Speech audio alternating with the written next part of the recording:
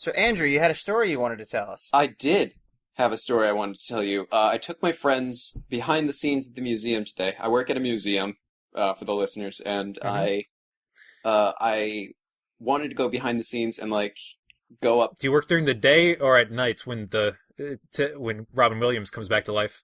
I work during the day. That's the end of that joke. See, now, it's because at first I pictured him as Teddy Roosevelt in, Night at the Museum, but then I wondered if it would be, a celebrity museum. Like a wax museum? Yeah, What if they brought, the tablet there? Oh, yeah. We do have a mummy. But no. See, there's a better premise. Yeah. But no, I wanted to take everybody behind the scenes. I took two of my friends back there, and normally... See, when you go into the fire towers, it's like a stairwell that leads to all the other floors. But in this case, it was I went into the basement, into the fire tower. I'm like, oh, okay, yeah, basement. Fire. And then I went in there, and it was just there's one way that leads out to the street, one door that leads back out. And I'm like, oh, okay, guys, we can't go in. And then, Wait, hold on, I know what happened next. So you used Alohomora, and when the door opened, you saw an enormous three-headed dog guarding a mysterious trap door. But you went to turn around and leave through another door, but that one was actually the opening to the mummy's crypt that you were describing. And then you're like, we were the mummies all along. Yes. Actually, the door locked behind us. We had to knock and wait for someone to come find us. Oh. But, yeah, mummies and trapdoors. And there was a whole adventure. I jumped over a chasm. Evan, did you play giant chess? No, but there was a giant boulder that started rolling around. They bring it out. Were keys flying past it? Were you hungry? Were you playing games while you were hungry? Guys, I think this opening banter sucks. Was it a maze? Were you running in the maze? Guys, we really aren't funny.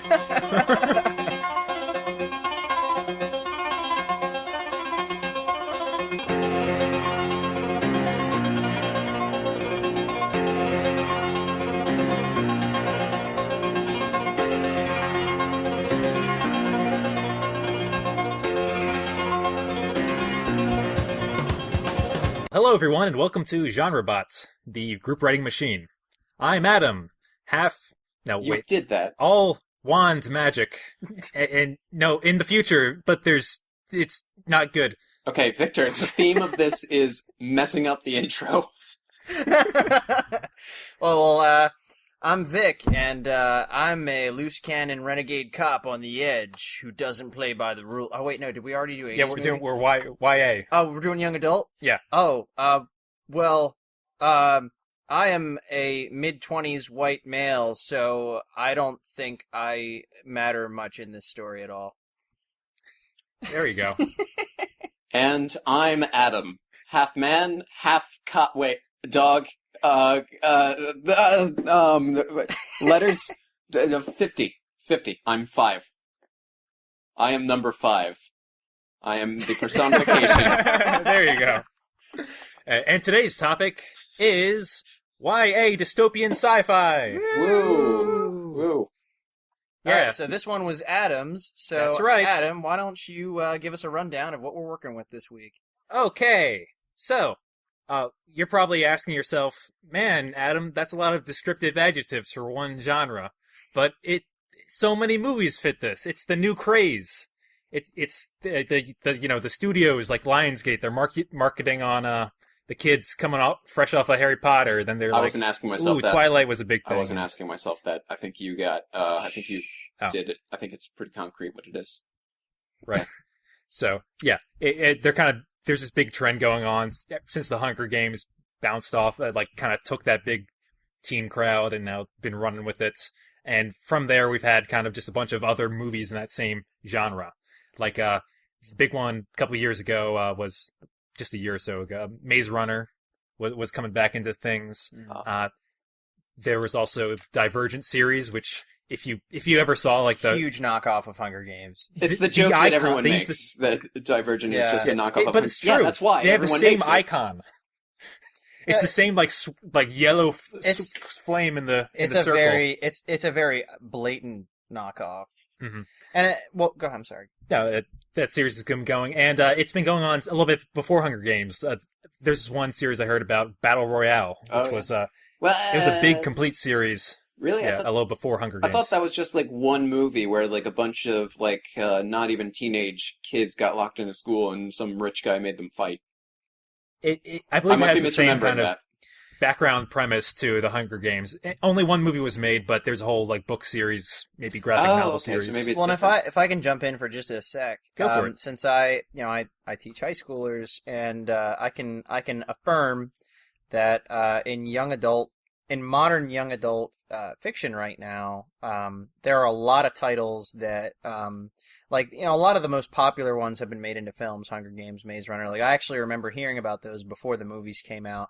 And there seems to be there are a lot of, like, I thought this was a great one because there are a lot of commonalities, a lot of tropes and things that kind of run through all of them, that make them almost kind of predictable. And it's, at this point, enough movies have come out that when a new one comes out, it's kind of like, yeah, that fits, like that's I expect that. So I think this is actually a pretty good time. This is a timely one. This is one that we could definitely have fun with. Yeah, So I think the goal in mind is just to kind of take the same starting point as everyone else and try and make it an engaging story, something that's more than just for that little tiny crowd. Not the tiny crowd, but just that one particular age group. Yeah. Victor, you're more qualified than you thought.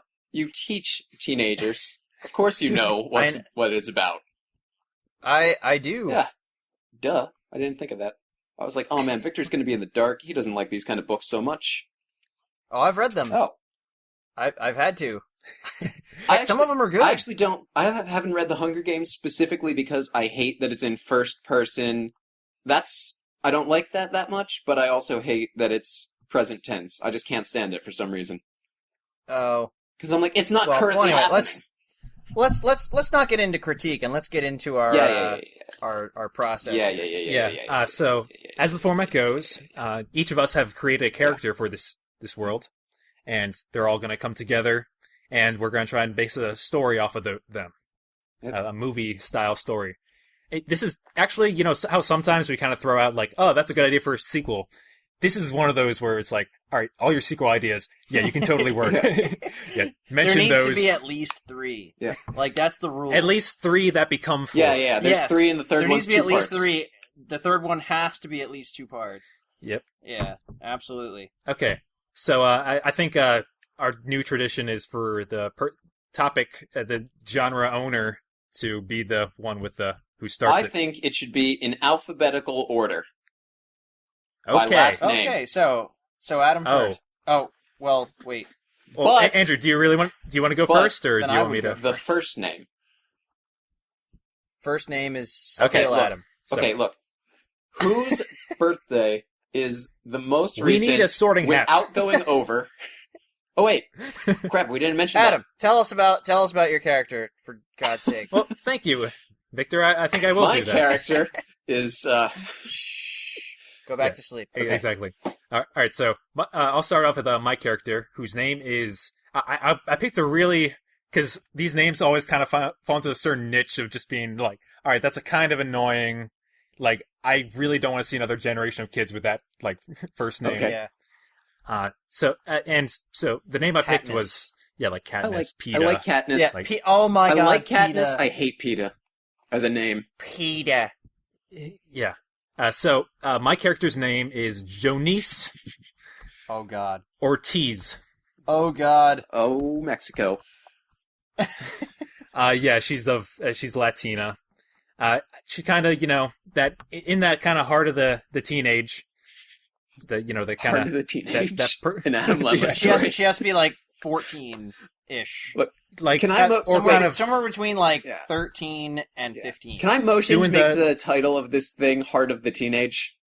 I know we normally don't do the title this early, but... We'll come back. We'll it's like- circle back to that. Okay, Yeah. go ahead. Let's stop like interrupting. Jennifer Lawrence. She's not exactly a teenager anymore, but she's No, still That's like Dawson she casting. kind of fits that bill. That Yeah. TV Tropes calls that Dawson casting.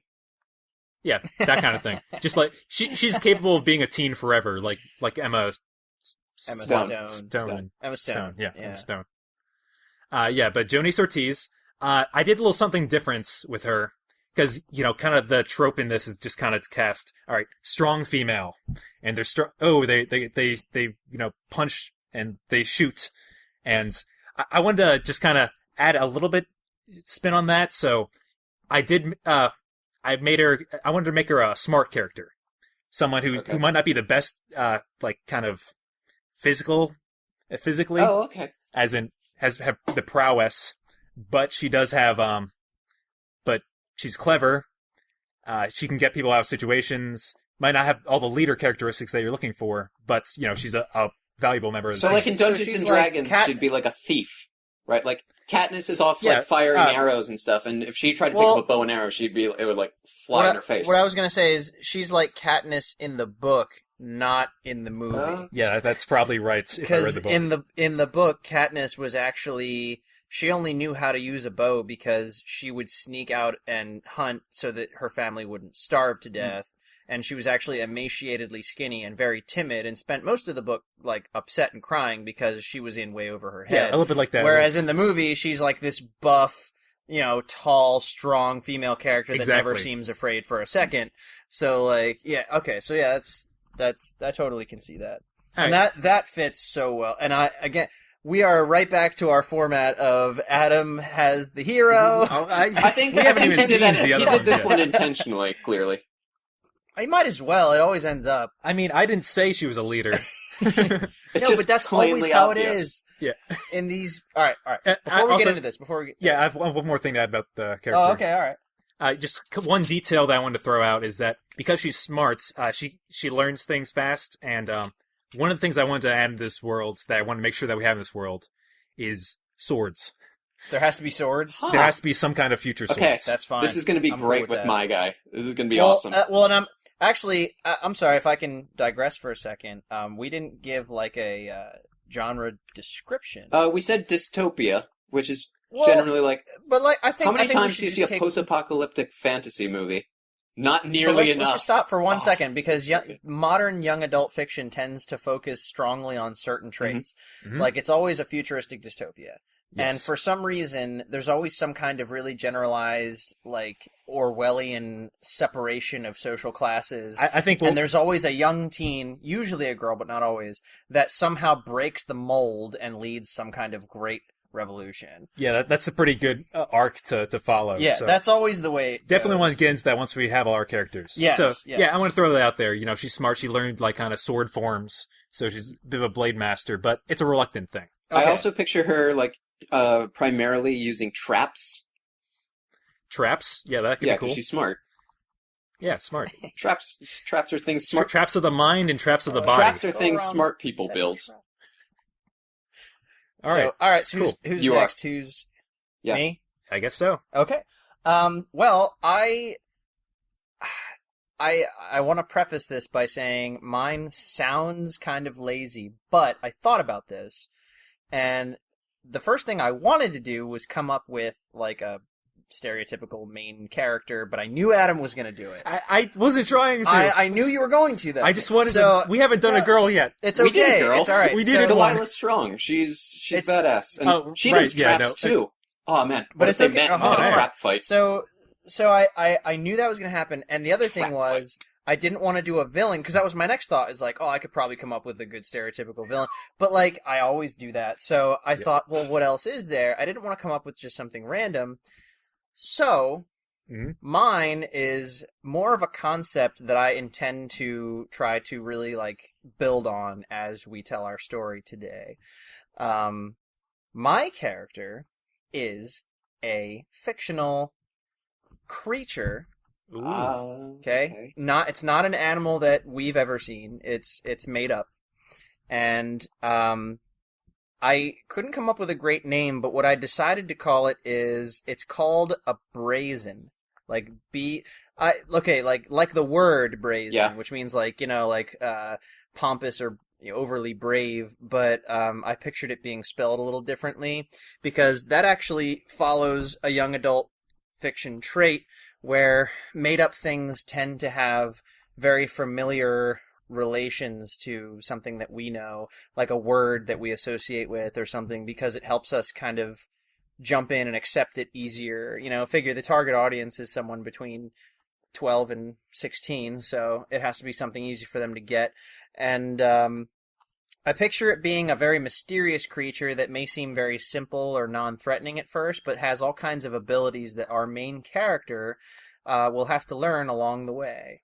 Oh, interesting. Getting into some xenobiology here, or some kind of, like, creating some kind of genetic monster.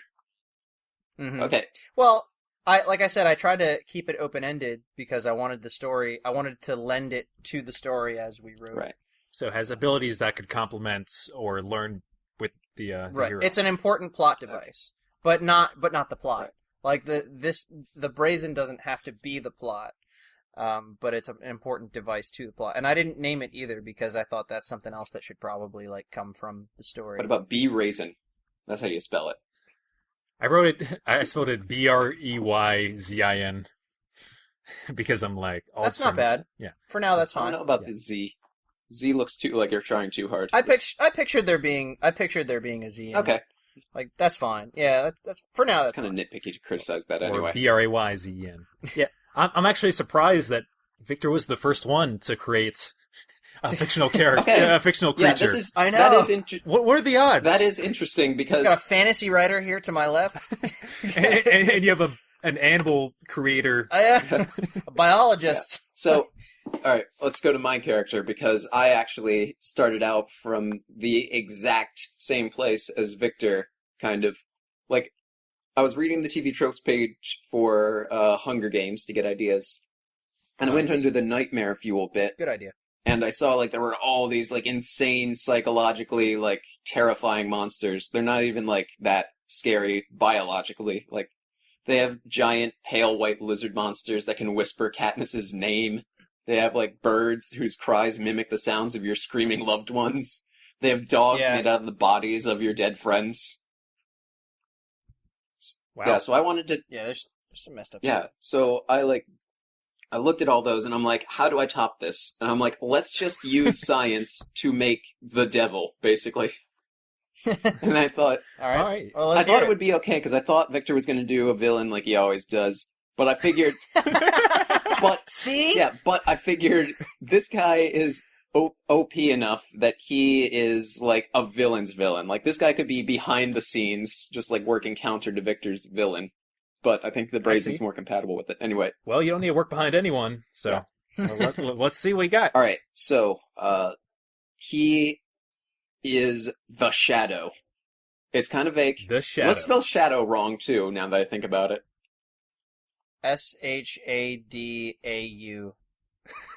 Hello, I'm Shadow.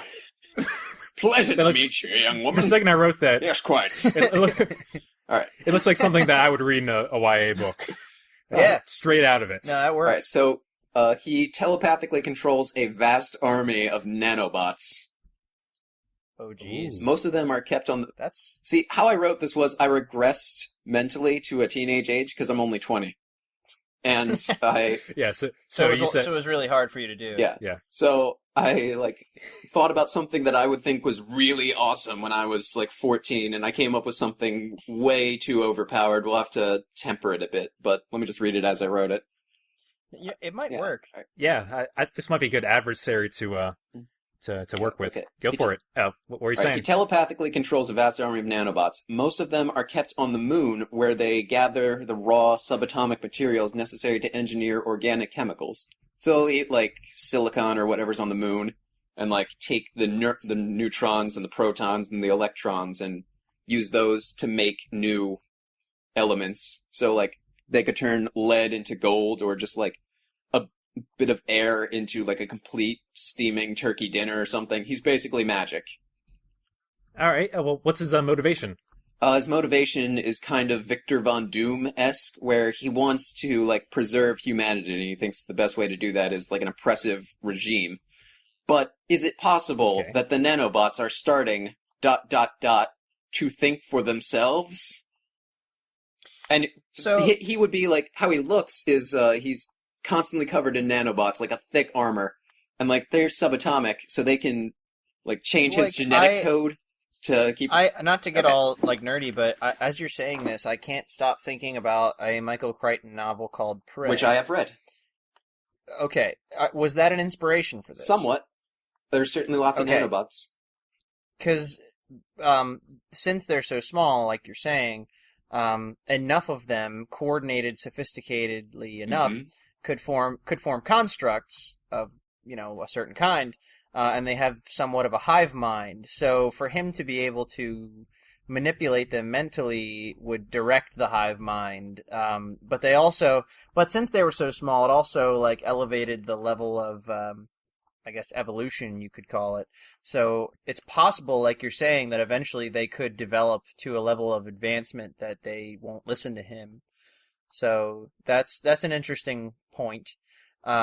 I think that it would be too predictable, though, unless we made it a little bit more vague. Like, we don't know that it's nanobots. Yeah, it could just yeah. be magic. Yeah. One of those like pull the rug out from under you things where we think it's like a magic thing, and Oh, there's a then it ends magic up roll around. Yeah, this, and but it's really just nanobots. it turns out it's just advanced technology. Right. a lot of these. That fits too. A lot of because- these movies have that big reveal. at the Yeah. end. like Maze Runner, where it's like, surprise, this is actually like future New York, or whatever. or Divergent. They had a surprise in there of some kind. Spoilers for I didn't Maze see Runner, it. by the way. Yeah, I don't know those. No. Yeah. But It's yeah, in the trailers. I don't know. I I didn't know it was I haven't future New seen 'em, York. I I haven't thought read it was just like the times, future times. yeah. So Yeah. I think So no, he's constantly got the- covered in like a dark shadow of nanobots, and like there's tendrils whipping off, and they look all black. Absolutely. But the Well, thing that's- is, they that's normally awesome. fly far enough apart so that they're invisible, and they have chemicals in them that naturally, that can like, they're hormones and things that can trigger all the 7 deadly sins in human subjects. So like lust, envy, wrath, etc. Depressants. I've sloth. already got an idea. I think that Brazens were a program that were this guy's original attempt at humanity's regulation or whatever it is that he wants to do, until he realized that biological organisms were too unpredictable and too hard to control, and that nanobots were better in the long run because they had more potential and were easier to manipulate. So Brazen's kind of like a remnant of that. yeah, that's Yeah. interesting. Yeah. Yeah, the first thing that came to my mind when Andrew was describing his the nanobots and stuff like that, just the kind of there could always what I pictured in my mind was a circle society, like kind of a central area government, and then surrounded by kind of desert wilds, where you could have perhaps like just kind of this messed up half of the society with nanobots and perhaps Brazens as well. Just the first thing that came to mind of people going out into that, sending people out there. Right. Not sure exactly why. So you mean like a gulag type situation, or like a Siberia thing, where it's like you send them out as like punishment from the inner circle into the outer like territories, or it's like they Well, live there and that's a frontier let's- style let's- thing. Like, is it a Well, let's stop More of there like another because- frontier, okay. as in like this is our society. This is our society that we have control over this, and then there's the unknown kind of. You were talking. It's almost like magic out there, almost like kind of Yeah. magic wilds where nanobots have almost gotten their own sentience that have. Well, like I picture it being kind of horror based, where it's like there could be a pit that's like quicksand that eats you, but it's really just like a batch of nanobots that couldn't, like their navigation doesn't work. And yeah, maybe it's so, that bunch like- of rogue messed up nanobots. Oh, So, I don't like, want they're them just to be in a- rogue. so they're- I definitely want them to be like one hive mind, and he is the hive Well, mind. no. What I'm saying is like what he's saying is like in this wasteland, it could be like a testing ground, like a Oh. Bikini Atoll for this technology, and there could be parts that are based on like what I was getting at a second ago is like there could be a pit that's like quicksand, but it's really just a giant pit of these nanobots that their navigation failed, so they don't move. They're just in like a big pool, and you sink in them, and they, like in Prey, the novel, where they actually use, organic tissue as a fuel source, and they'll actually consume you, and that's terrifying, and that fits. Like they can have, and there could be like these swarms that like fly around, and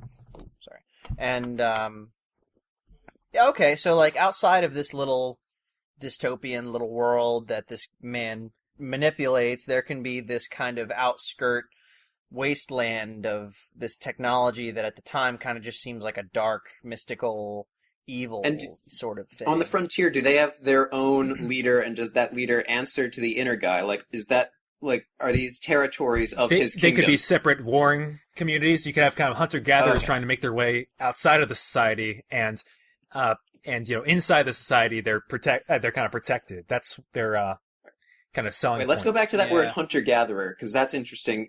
This is something I learned in my paleoanthropology class.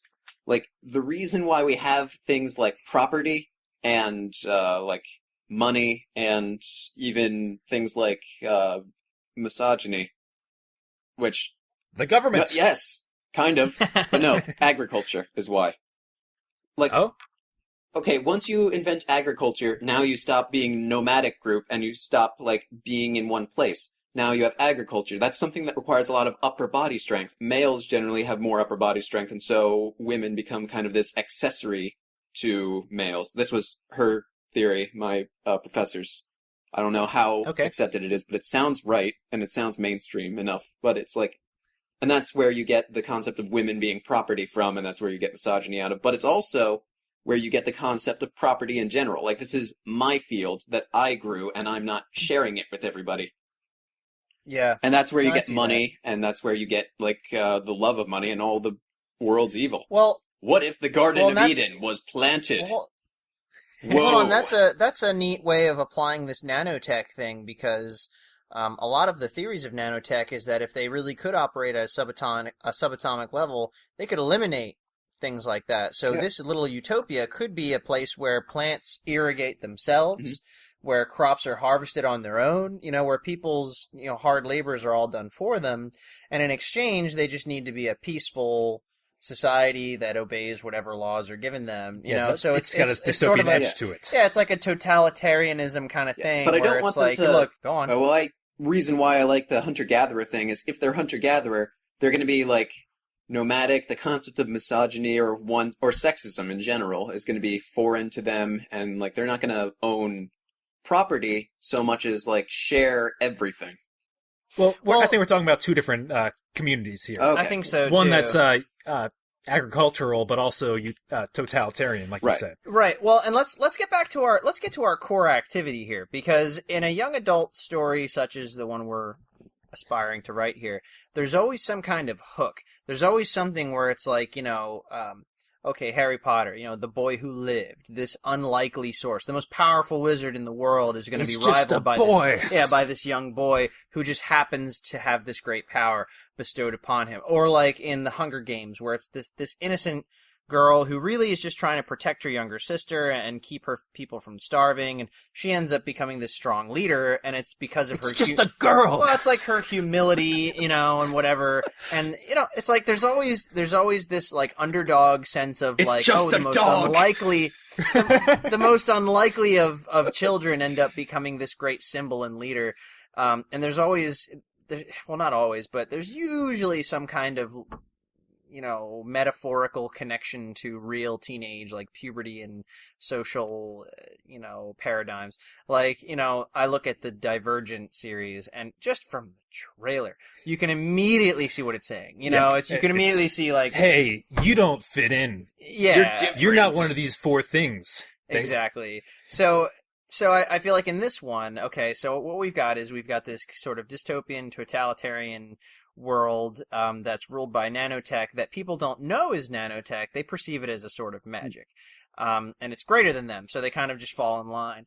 And we've got this main character who is strong and talented. I think if the evil here is going to be a misinterpretation of what is important about humanity, then she should have some kind of driving sense of maybe like honest work, or like maybe she secretly has a garden that she grows herself. Interesting, yeah. Okay, because She has we that said value of her own hard work. yeah, like a hard day's work has more value than things being done for you. Maybe that's her whole thing, is that like we don't we should do work for ourselves because then it builds more character or something like that. And that can end up being a thing in the end, is like she might just be a better fighter, more clever, and that guy relies so much on things being done for him that perhaps and we were talking earlier about another society outside of this. Maybe they value hard work in that hunter-gatherer. Oh, well, that's always a thing. Yeah. That's always like, if you can survive the wastes, on the other side, there's going to be like a community of people that are all like, oh, here's another one of them, city folk, don't know how to survive out here like us. Or it could be an ostracized thing somehow. Yeah. Perhaps like the government found her garden. And they said, like, hey, you can't do that. The Giver, which, right, yeah, is not as, it's older. So it's not as, it doesn't fit as well with the modern stuff, but it does have a lot of the same tropes. Yeah, so it's like, same genre. I'd say it's the same genre. Futuristic, society decided that for the greater good we have to eliminate individuality, and it is totalitarian. Mm-hmm. But the hero is somebody who values the old-fashioned human ingenuity, stuff. So that is definitely going to be that's going to have to be a permeating thing. So. Mm-hmm. Yeah, so sounds like she's leaving Paradise. Yeah. She's leaving Paradise to do some out in the wilds. Wait, so the government found her and they're casting her out into the teenage wasteland. Yeah, it could be just like they have such a hard they have such a hard ruling to them, such a strict government rules. Like if you step out of line even just a little bit with this garden, you have to get out. Like how in modern day America, where if they find you're growing pot, they throw you into the Atlantic Ocean. Yes. Actually, this could be... Now, I'm not saying I agree with this, but I totally see how this could go if somebody was writing this novel. This could end up being a statement on, like, preservatives or overly processed foods, because what the argument could be that... through this nanotech, which we'll have to come up with another name for it. Everything's direct. It's like we grow it and then you eat it. It's and it's more efficient. It's healthier. And what she could be doing by growing crops on her own is, she's creating a middle party, and it's like what you're doing is tainting the food. That's not real. Wait a minute. This is a perfect metaphor for Monsanto.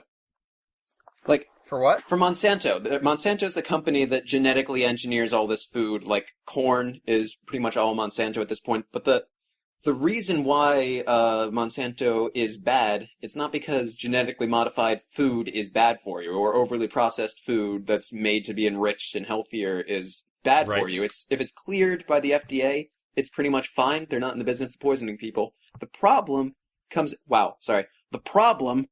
in with when Monsanto does things like they genetically engineer seeds that will grow into plants that don't produce extra seeds, so farmers have to go back to, the Monsanto store or whatever and buy more seeds. And now I see the connection. Yeah, so if you put Monsanto in charge of all the world's food, basically, with this, now you've got a monopoly, because they're the primary GM people. So they're like... I just had an idea. Yeah. Well, I just had an idea. This nanotech, what they could do is they could convince the people that this grand spiritual lord that oversees the shadow, out of his the shadow, out of his graciousness each harvest season, waves his hand over the land, and crops sprout from the ground. They're harvested, the people eat, and then the stalks, the seeds, the ground all become barren and dead. Mm. And it's his way of saying, like, I'm giving you this because I decide you deserve it, whatever. And it's another method of control. Whereas this girl that grows plants on her own realizes that it's not like that. That plants have these cycles, and and they can be reborn and replanted, and each year they can be harvested, and that whatever this overseer is doing is manipulative and not natural. And that could be the secret that kind of pokes a hole in this society. That's not bad. That is pretty good. And she could be on a crop run and then decide that like this is the time to go off road and trying to, and then he chases after her. Oh, I see a great scene where like that's her Fury crops are all on fire. Oh yeah. That could be later on. Maybe she goes and teaches the nomadic people outside of her city how to grow. And they have this prosperous like farm community, and the Shadow finds her and burns it down. Wait, to make things a little more complicated, can we bring in, if crops start to happen, what if people start to, like, now that they have a concept of property rather than sharing, now they start to develop a society, but now all the dark parts of society are coming through, and so when he comes in and, like, the property and misogyny and whatever I was talking about, and greed and stuff, so... Like currency. Yeah, but then when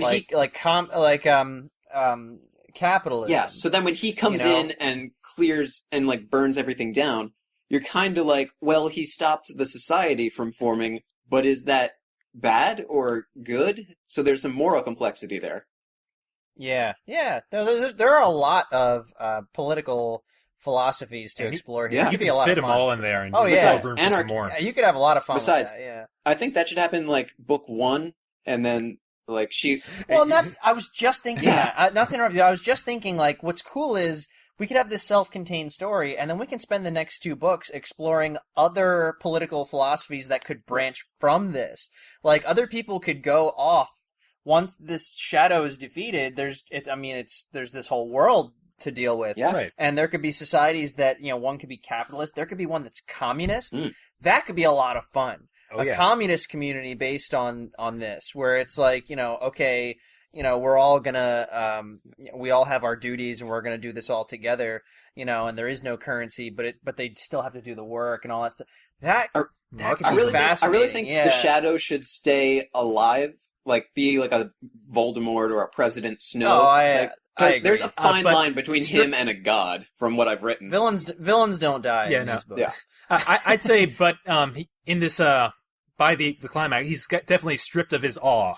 Like people know that he's not the one. Stuff's going down. It's not his power. Yeah, we're forgetting about our creature dude. Oh yeah. Yeah, he needs to fit in somehow. The creature thing, based on the format of how these things go down, needs to be some kind of, like, special piece to the whole thing.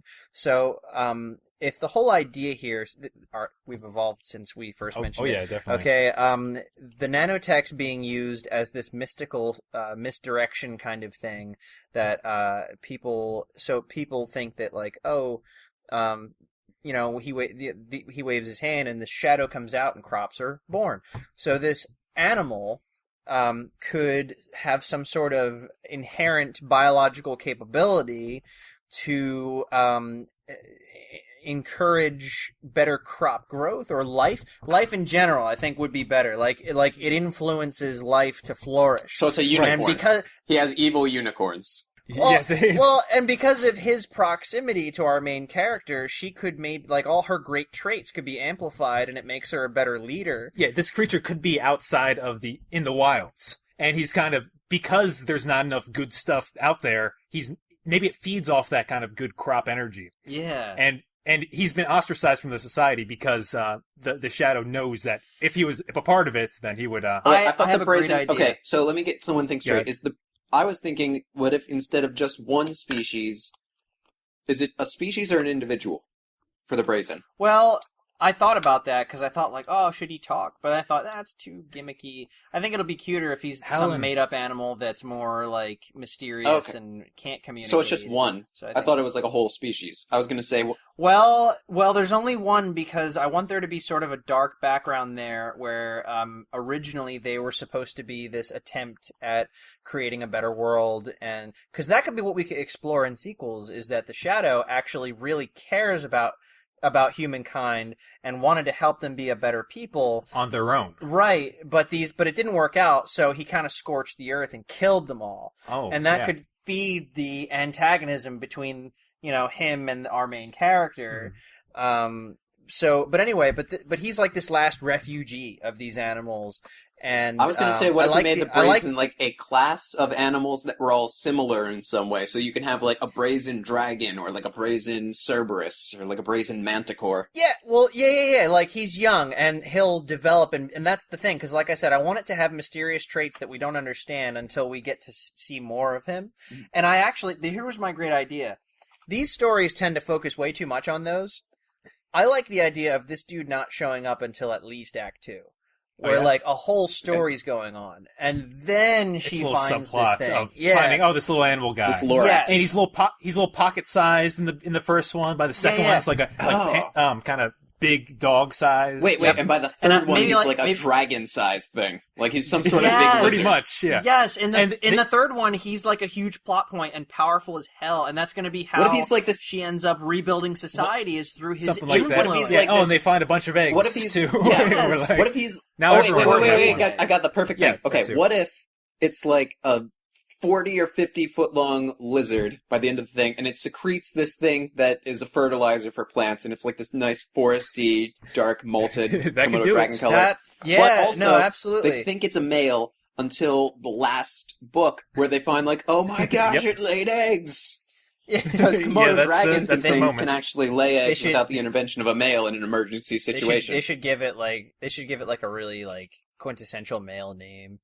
Yeah, Blake. Oh, this is like, Joseph, but spelled wrong. I was going to go, but spelled. I was going to go with the kind of messed up names. I was going to call him Dax. Dax is a cool name. I like Dax. All right, Dax it is. We're gonna call him Dax. All right. Dax Brazen in. Dax the Brazen. Yeah. That's not bad. He should have little horns. Huh. All right, cool. Like little horns. So I think we're at that time. Are we at the time? Yeah, we're about that time. Unless you have anything else to add, Andrew. We didn't really go a lot into like a plot. Yeah, there's a bunch of other kind of details if you want to add some. She could meet a hunky, a hunky leader out the hunter-gatherers. There needs to be some kind of really strong, attractive, like, love interest character that, even though probably, like, could be really helpful to the plot, isn't. He's just a love interest. Yeah. Because that happens in so many. Pretty much every one of them. It's like, our formula dictates that we need that love interest. Like, in Hunger Games, that killed... I'm going to digress for just a second. Hunger Games, that killed me. Like, what's his name? The dreamy love interest guy. It's like, dude, he's like a well-built, working-class, smart guy who cares about Katniss. And even later on, it's like, it's even worse because he becomes a soldier, and it's like, he is able. Like, he totally... But it's like, nope, he's just that dreamy guy that she makes butterfly eyes at, and that's it. So yeah, no, I could totally see that being in there somewhere. Give her a buddy that in the society, and that she leaves, that she has to reunite with later, and all dude that buddy or girl buddy. Either. Okay, it could be dude buddy, and then it's like, oh, it's the hunky guy and the next no, wait, we got to make this edgy. What about dude buddy but gay? Ooh. Oh, we gotta be all PC. And he's gay for the hunky dude. Oh, man. And then they end up together. Yeah. I would love that. And in the sequel, they have a fight. Yeah. And then looks like both of them are trying to go back to Nice. And yeah, you could just have it. This is getting complicated. Yeah. You said like 2 sentences, and it's already like a whole web of stuff. That's all you need. Wait, how long have we been recording for? About 45 minutes. I think we can go longer. I think no, we're good. All right, hold on. I think to summarize here, I think we actually have a lot of great stuff. Like, I actually am very happy with what we come up with here. This fits a lot of the format of what usually goes into these books. I think it has just the right amount of creativity with just the right amount of restraint. Because that's always how these books are, where it's like... you don't put too much too soon. Yeah, we don't want to be too clever. The kids won't get it. I think it fits really well. It's a cool world. Yeah, and I can totally see it being at least a trilogy. I still feel like we've done only the opening shots. Well, you know what? I mean, you could get... we were talking about doing sequels originally. Maybe this is one we could come back to in the future. That's a good idea. I like that yeah, idea we a can come lot. back to it later. Yeah. Do the So that edgy was book sequel. 1. Yeah. Book 1. Yes, book 1, which it's time to name. Yeah. Book 1, The Shadow. Oh, that's too easy. Yeah, he's going to play a part in the other ones, like we said, Yeah. right? We can call Okay. it like Brazen Girl. Book 1, Nah. Shadow World. Brazen Girl could work. I don't like Brazen Girl. That doesn't make any sense. Like, why this? Brazen. No. I don't want to put girl in the All right, title, we can at call least. it well, a lot of it has to do with growing food, and we could call it like because it has to be something really powerful sounding. Agricultural Yeah. That's always a big Revolution. thing. The second agricultural revolution is a terrible idea. Never mind. What's our there's got to be a good word for you have crops, produce, agriculture. Shadow Farm. Oh my god, that's such a good name for a different story. Yeah, pretty much. Oh man. E-I-E-I-O. Nothing with farm is gonna work. No. No. It needs to be something more than that. Something more like go broader, like life, cultivation, Life's not bad. nature. Wait a minute. What's Seed? the Seeds of the. That's more of a tagline. Oh, yeah, okay. Sowing the seeds for the future. Seeds of truth. Season, maybe. Harvest, possibly. Ooh, harvest is a good word. Yeah. We could call it harvester. Harvester? Just harvester. Harvester, because that's what she is. Yeah, she's a harvester. Because they don't understand Wait, what a it's harvester got to be is. something like longer than that, like The Harvester Chronicles. doesn't. No. Oh. The name is always simple. It's the Hunger Games, taglines Maze that need to Runner. be good. Yeah, the tagline Yeah. needs to be complicated. Okay. Harry Potter. It's just the main character. It's the tags that Yeah. are Okay. Harry Potter, and he's doing And the stuff with complicated magic. stuff. Oh my god, Yeah. Stacey, did you read the next Harvester book? Yeah. Yeah, Okay. I think. You just cemented Okay. it. Like, there it is. Okay, all right. So we'll call it Harvester. Not even just Harvester. And Han Solo we'll call season. it Harvester, and the first one will be called, You gotta- Shadow, something about Shadow. You're being sent out into the Under wasteland. the Shadow, or something like that. Teenage Wasteland. Whoops. That's already taken. Actually, I think it's just Harvester Shadowland isn't Or bad. Because I was thinking it's- something with solstice, maybe. Ooh, that's not bad. It's a good You know what? word. That seems like a the book first, two. The first solstice. That's a book two or title. something. Solstice something. Oh, you think that'd be a book Yeah, too? kind of like Shadowland. Solstice is good for a tagline, but not good for a title. Yeah. But Harvest, so like Harvest Shadowland or something I like like Harvest that isn't Shadowland. bad. Harvester Shadowland. Just because that's a really ominous way of just saying that they're just ruled by this guy totally. Yeah, I think that works. And they pretty live well. in the Shadowland, and outside in the Wasteland is not Shadowland. It's a good topic. It's a good way to tackle the first topic. It's of just the book. ominous and cool sounding enough that kids would be like, ooh. Yeah. I'm glad we got Harvester. They're like, that's it. That's perfect. I know. I think that's our best name to date. That is pretty good. Sweet. All right. All right. Well, I think we nailed it in just like the right amount of time. yeah, we Yeah. did. Next week, Andrew. Andrew, you're up, Yep. man. And next week's What topic do you is got? going to be a cautionary tale against genetic engineering. Okay, and I'm just gonna say to our listeners that we got this text from Andrew, and we always have a little moment where we have to decide do we agree or not. And at first there was some turbulence as to whether or not we agreed. But Wait a second. Well, is this a genre, or is this Jurassic World? Jurassic Well, World is not... but Jurassic World I'm putting Well, as my hold- favorite movie, but I've Well, only hold seen on. it once, So so maybe not. I just want to throw out there that I think that even if we aren't all on board per se with the genre, I think we're gonna have a great episode. I got some examples, so... Well, I don't know. Yeah. Save it. Yeah, I'm saving it. Yeah, I'm just sounds saying I good. have examples. I know. I'll await them with bated breath.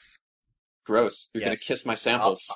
I will bait my breath I'll fill my breath with bait. Just- the harvest. Just stick your mouth full of worms. Ah. Yep, full of worms, then with soil. And then a Braxton will come in and excrete. We didn't do like anything with the brazen, which is fine because whenever we decide it's to like do the last of your kind. We're gonna have fun with that. We have so much to work with. Right now, she's all right. Let's run over the plot really quick. Like we did. No, we did okay. it. No, we got it. Rewind. Listen to it again. She has a farm. Then they find out she has a farm. She gets thrown out. She meets the hunky guy. She finds the brazen. And she's like, oh, hey, this is neat. And then she uses the brazen. She teaches the guys how to farm. And then, like, he finds the farm and burns it down. End of book 1. End of part. No, that's end of Act 2, man. Then she goes back and they uprise. I think that hold on. Actually, okay, all right. Nanobot reveal. The couple things we need to wrap up. Adam said she's good with the sword, so there needs to be some kind of epic fight between her and him, where there is no clear-cut winner, but the veil is pulled from over everyone's eyes, and there needs to be like an exodus where she starts like a new society. That could be it, and that could be where book 2 starts. Right. I was actually thinking for the swords, what if they had like little holes in them so that when she swung them, it created a frequency that would disrupt the nanobots. Ah, okay. Oh man, you're being all engineering. Yeah, that's what came to mind. All right, well, let's save that for book 2 for the next time we go back to this setting. This is great. Yeah, sounds good. Yeah, that worked out Hey, this was a very fertile idea. This was good. Good job, all of you. Yeah, well, all of us, me included. We all did good. Yeah, we fought the good fight. Okay, so now we but at what cost? So we do plugs, right? He's just a dog. Yeah, let's do it. Go There's ahead. no rule that says a dog can't lead a dystopian rebellion. Wrap it up, host man. Yeah, all right. Well, thanks for listening to GenreBot. I hope you had fun listening to us create a YA dystopian sci-fi movie from the ground up, growing it like a fertile crop over time. And that, if you like this episode, check out our other episodes on our website, tinyurl.com/GenreBot, where you can find us on soon-to-be iTunes. iTunes is on the way. That is all I have to say about that. We have a Facebook page, GenreBot. Yep, GenreBot. Just Google it, you'll find it. Or Facebook it. Twitter as well. That's GenreBot. Same thing. Yep.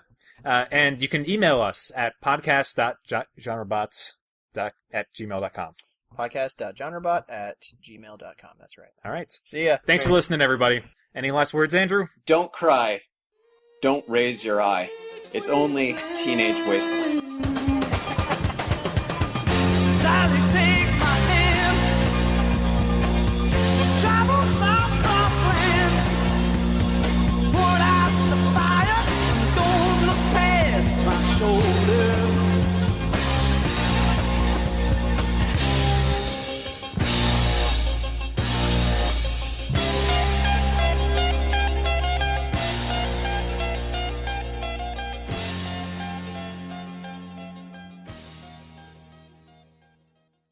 The music used in this episode was Barbara O'Reilly by The Who. Writer and performer Pete Townshend stated in an interview that, quote, Barbara O'Reilly is about the absolute desolation of teenagers at Woodstock, where the patrons were smacked out on acid, and 20 people had brain damage. The irony was that some listeners took the song to be a teenage celebration, end quote. Interestingly, people sometimes misinterpret Romeo and Juliet, which is meant to satirize the vapidity of young love, in the same way. That's educational. Fair use, home dogs, GenreBot out. Peace.